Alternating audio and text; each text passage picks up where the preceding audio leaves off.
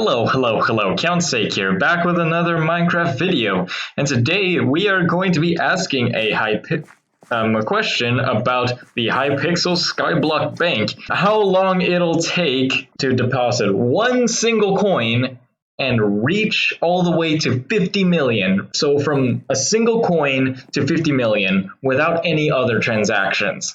So yeah, as you know, you actually need to deposit a single coin before any compound interest takes place, obviously.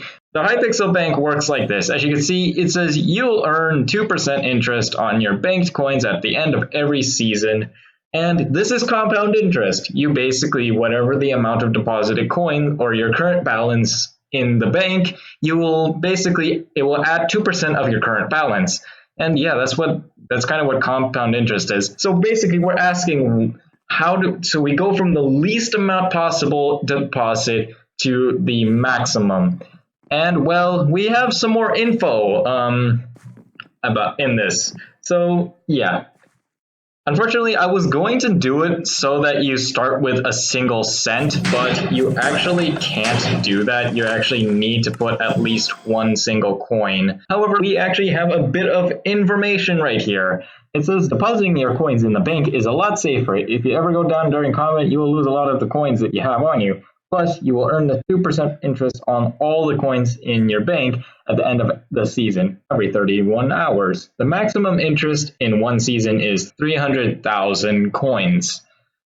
And then, yeah, it tells you the time until interest. It also tells you that the maximum amount of coins that you can hold in the bank is 50 million. So, yeah, I'll get to like some painting software and do the math. I'll be sure to also get my calculator. Away we go!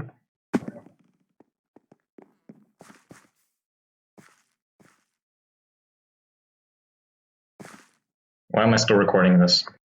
Alright, so let's actually write down the details of the bank before we get anything started. So here are going to be the details. So this is how the Hypixel Skyblock bank operates at 2% interest per every 31 hours. So yeah, that's the main one. However, we also need to know that we have a maximum of 300,000 coins. I'll just indicate that with a capital C.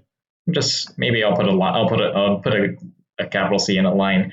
This is our max interest. So meaning that no matter what, even if the 2% is greater than this, no matter what, you will still gain this every 31 hours. So there's a point where your interest is constant, which is pretty interesting, and that actually may have a little bit of an effect, but that actually does have an effect, but we will compensate for that later on. But then we also need to remember that we're going from one coin all the way to 50 million coins. So yeah, that's a pretty big number if you ask me. So these are some things that we need to keep in mind no matter what while we do the math. And well, let me show you the compound interest formula. A is equal to P times 1 plus the rate divided by the number of transactions per year. I mean, not transactions, the number of compounds or whatever per year. And then this is raised to the number of compounds per year times the amount of time in years. So basically, this is your total money gained. This is your initial investment. And this is going to be your percentage rate, and this is the amount of compounds a year. Same thing, number of compounds per year. And finally, this is the time. And this is the one that we're actually going to be looking for. We want to solve for time. You might be tempted to say, hey, A is obviously going to be 50 million coins, but this is wrong. Remember, this formula applies for as long as interest is 300,000 coins. So unfortunately, this does not apply all the way up to 50 million. It isn't just like we have to simply solve for t with this one single formula. We actually need to use another formula, and that's a bit of a problem, but it's not going to be that difficult. There's some things that we do know right off the bat. We know that our initial investment is literally just going to be 1 coin. That is actually very basic. And we also know our rate. This is actually equal to 2%. You might also be tempted to say that the number of compounds, that n, is actually 31 hours. But remember, this is the number of compounds per year, so it's not 31 hours. So we actually need to solve for a and n ourselves. So we need to know 2% of what value gives 300,000. That's basically what we need to know. And luckily, we have some very basic algebra on our hands.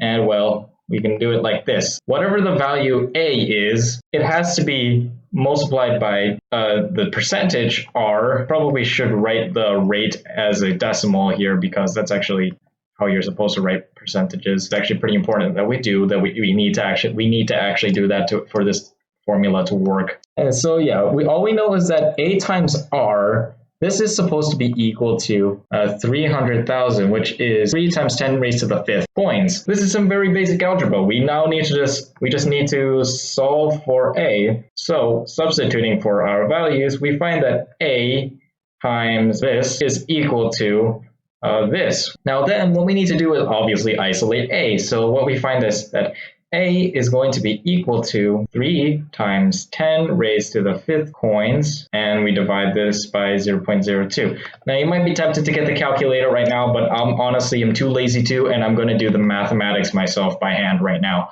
So this is literally going, if we actually put this in scientific notation, that actually allows us to very easily do some division. So if I factor out the 3, and we can bring out the 2 here, yeah, that's about correct. However, we need to remember that these are raised to the 10. So, well, yeah, this is going to be 10 raised to the 5 divided by, well, this is 1, 2, and then that would be negative 2. 10 raised to the negative 2. And, well, we find that A is equal to, well, 3 divided by 2 is 1.5.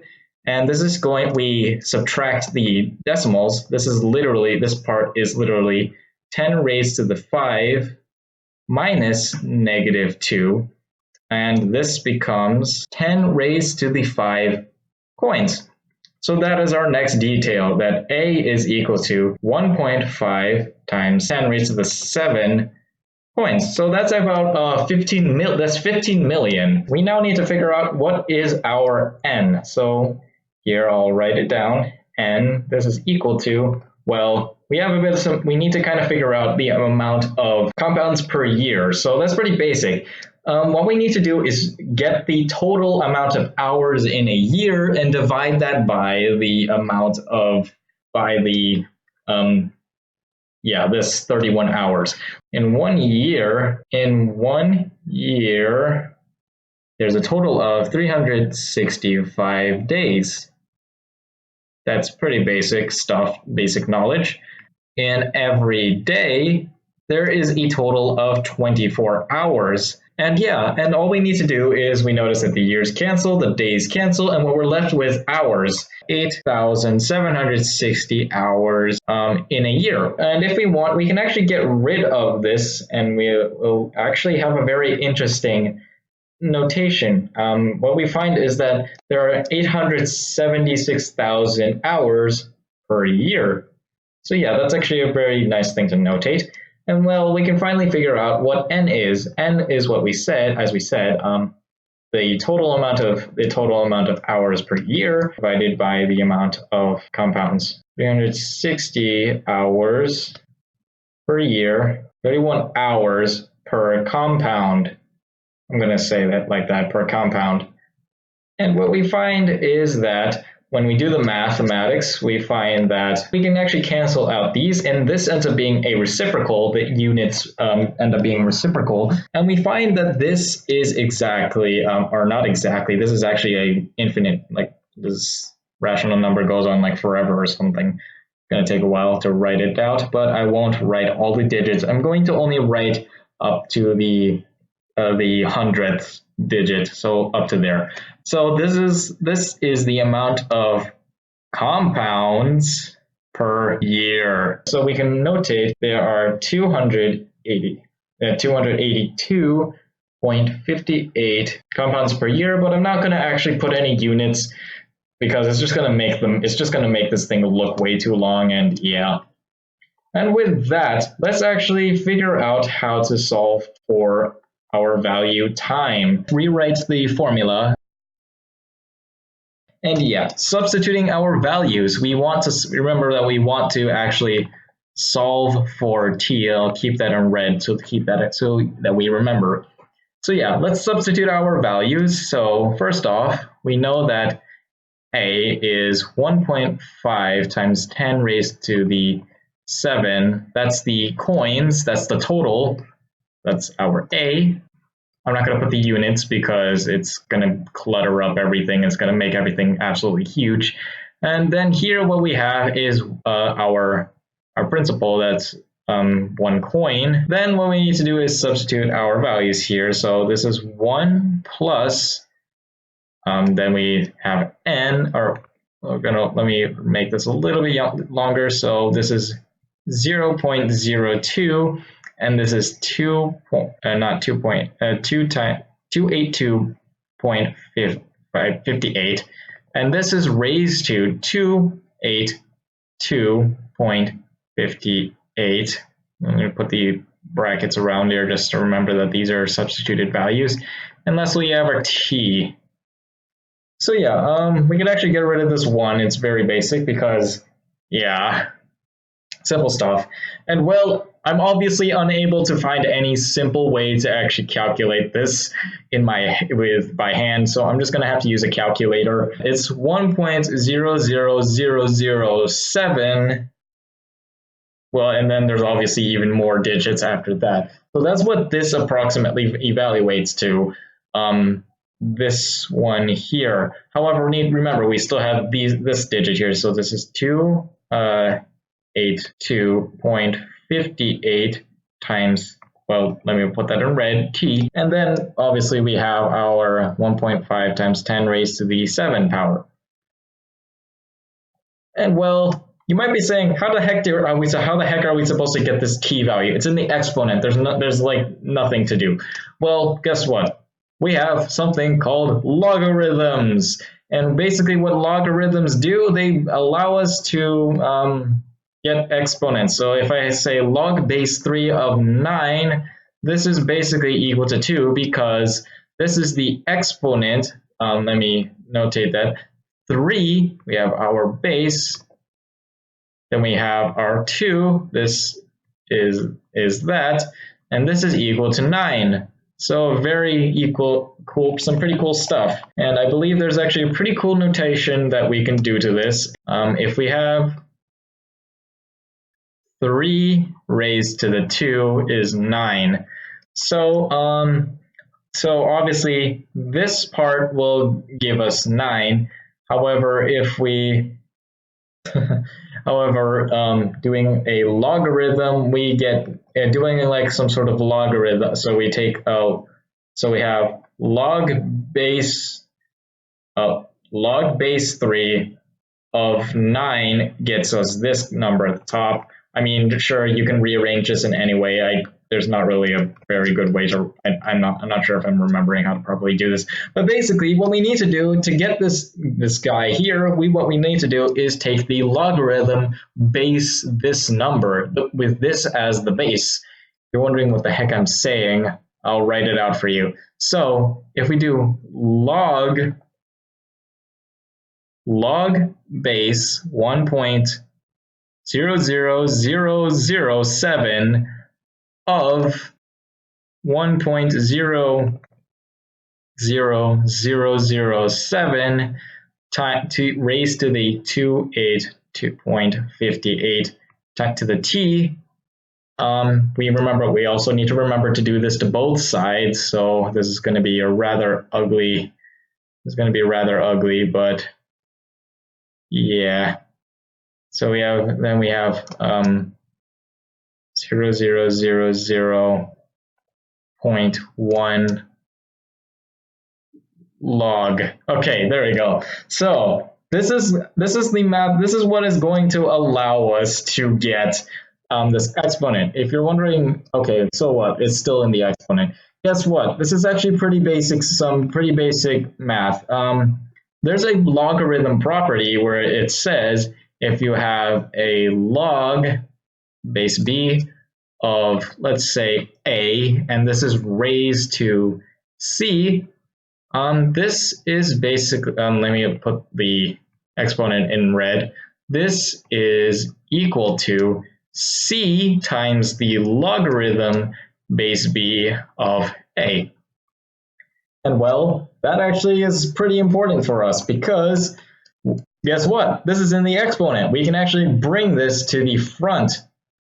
So this is equal to 282.58 times, let me put this in red, t times the logarithm base 1.00007 times 1.00007.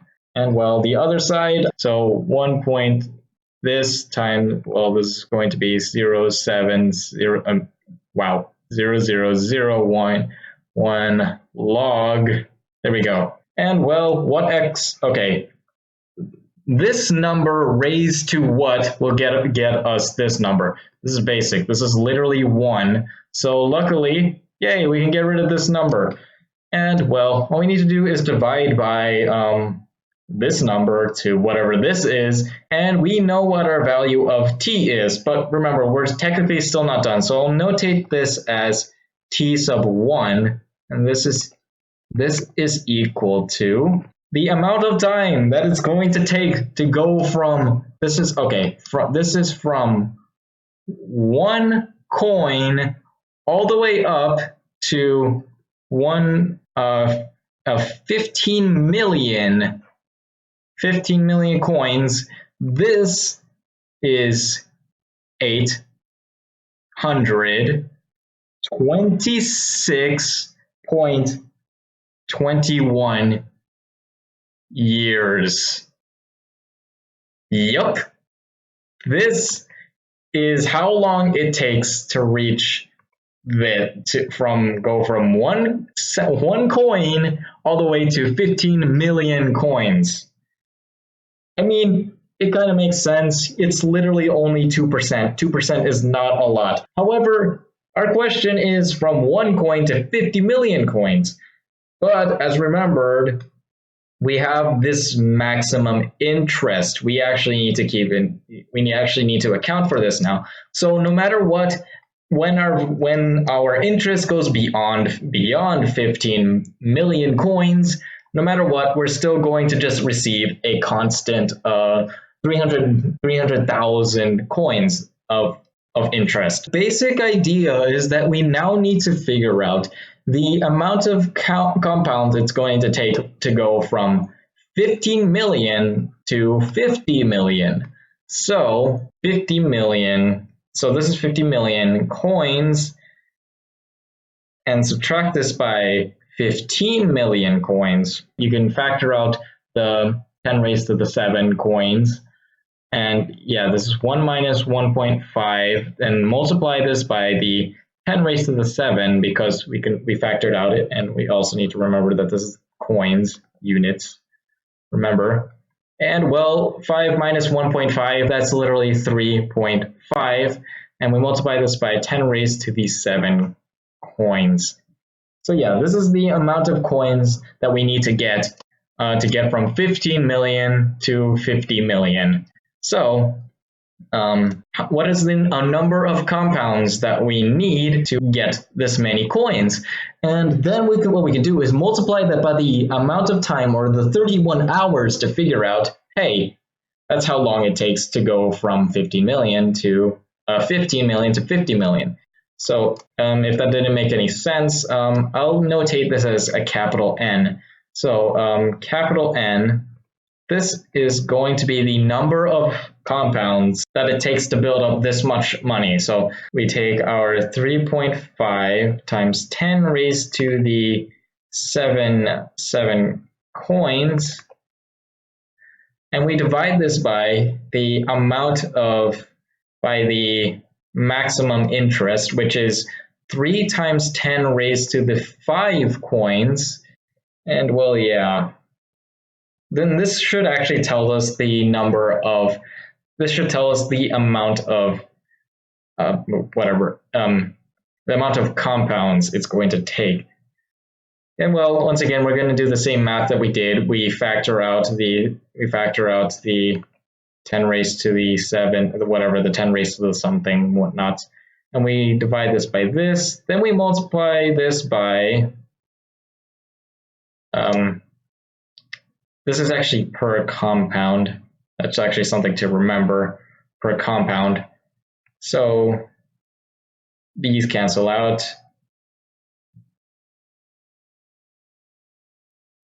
And what we're so the coins cancel out, and then we have 10 raised to the, well, this is subtraction. We get 10 raised to the 7 minus 5. And then this is going to be compounds. Pretty basic stuff. This goes to the top because pretty basic math. And yeah, I don't actually need to pull up a calculator for this, but this is going to be 1, and then this is also going to be a 1, then the 2, 0, 6. So this is going to repeat like so. And then this is multiplied by 10 raised to the 2 compounds. However, it doesn't make sense to have okay, let me ask you this. What is 0.6 compounds? What is this? That does not make any sense. If this is a decimal, then it's guaranteed that you're still going to actually need to wait another 31 hours before you receive the next interest. You don't actually gain interest between you don't gain interest between that amount. So technically we actually need to round up here. So this we round up, and this goes to capital N. I forgot if I wrote that in red.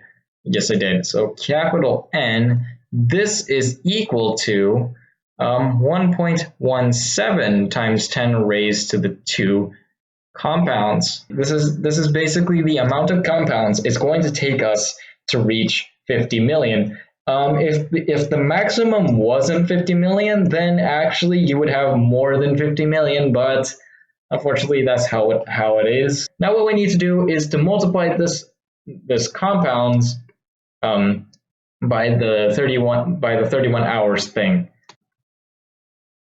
number of compounds. So what we do is 1.17 times 10 raised to the 2, multiply this by 2 compounds, and we multiply this by the 31 hours per compound,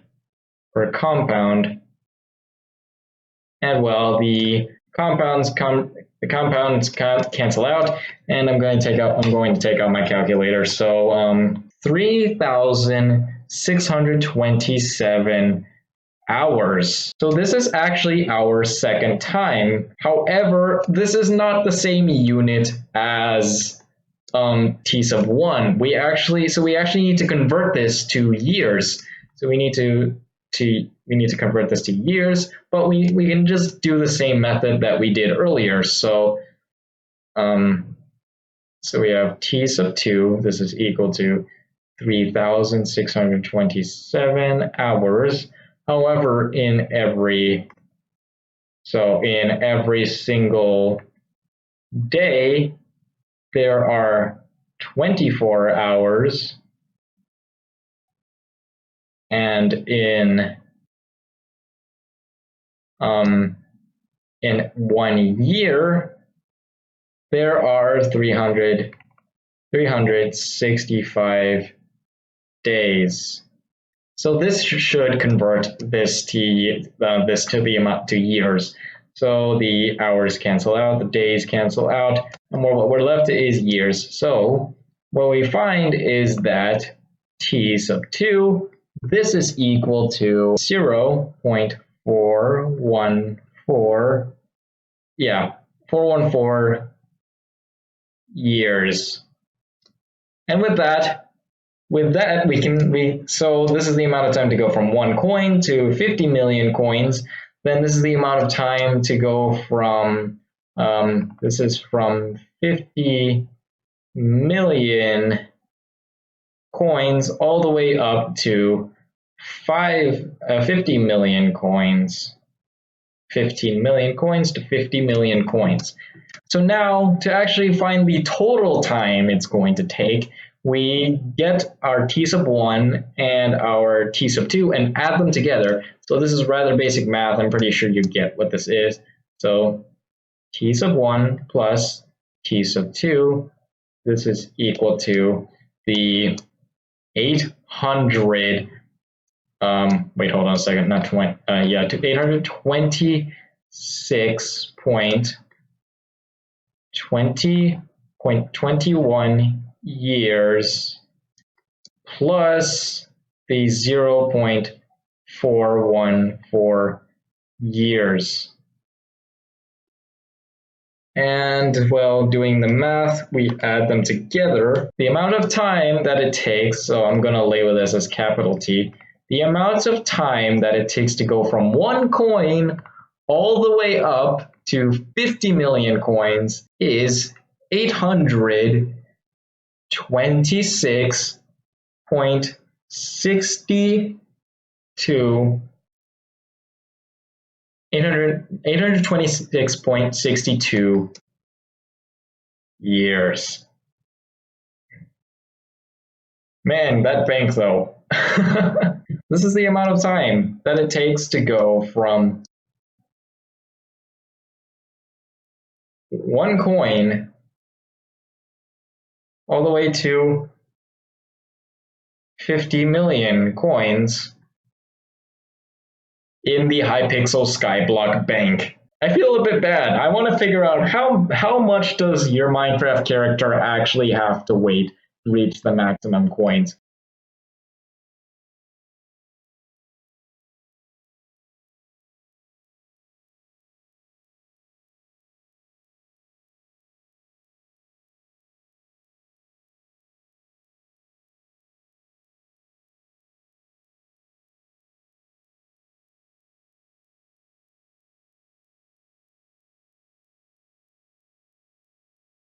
RIP. So you have to wait 59.5 and a half Minecraft years to actually get this. Okay, before you go complaining to Hypixel saying, "Hey Hypixel, it takes 800 years to reach the maximum amount of coins in the bank," obviously not. That's only with a single transaction, meaning that you only deposit it a single time. So obviously it doesn't take 800 years to reach 50 million coins. Otherwise, I don't think Time Dio would have hit 50 million so many times. So yeah, obviously you need to actually put in more money than a single coin to actually reach 50 million coins, okay? Right. So yeah, that's really about it for now. So thanks for watching and hope you enjoyed. There's a bug on my table. Why am I talking about this? Thanks for watching and hope you enjoyed. Wait a minute. Are you kidding me?